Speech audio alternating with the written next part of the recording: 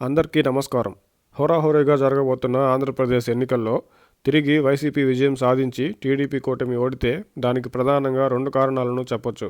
అందరూ చెప్తున్నట్టు BJP TDP కూటమిలో చేరడంతో టీడీపీ కూటమికి నష్టమనే భావన ఉన్నప్పటికీ అది టీడీపీ ఓటమికి కారణం అయ్యేంత నష్టం కలిగించే అవకాశం లేదు.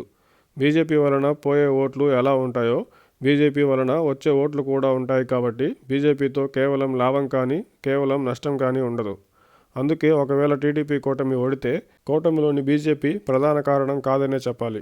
టీడీపీ కూటమి కనుక ఓడితే ముఖ్యంగా 2 కారణాలు ఉండొచ్చు.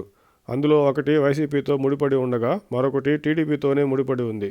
వైసీపీ ప్రభుత్వం అందిస్తున్న అనేక సంక్షేమ పథకాలు దాదాపుగా పార్టీలకు అతీతంగా ఎటువంటి మధ్యవర్తుల ప్రమేయం కానీ స్థానిక నాయకుల ప్రమేయం కానీ లేకుండా వాలంటీర్ల ద్వారా ప్రజలకు నేరుగా సంక్షేమ పథకాలు అందడంతో లబ్ధిదారులు గతంలో కంటే సంతృప్తిగా ఉన్నారు.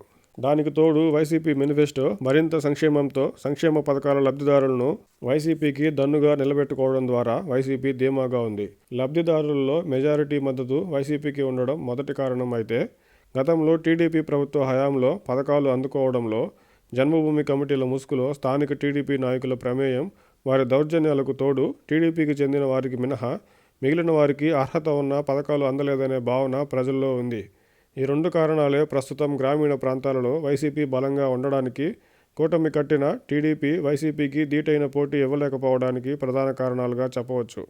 ఆంధ్రప్రదేశ్లో గ్రామీణ వెనుకబడిన నియోజకవర్గాలు అధికంగా ఉండడంతో ఒకవేళ టీడీపీ కూటమి కనుక ఓడితే ఈ 2 కారణాలే ప్రధాన భూమిక పోషించి ఉంటాయని చెప్పొచ్చు.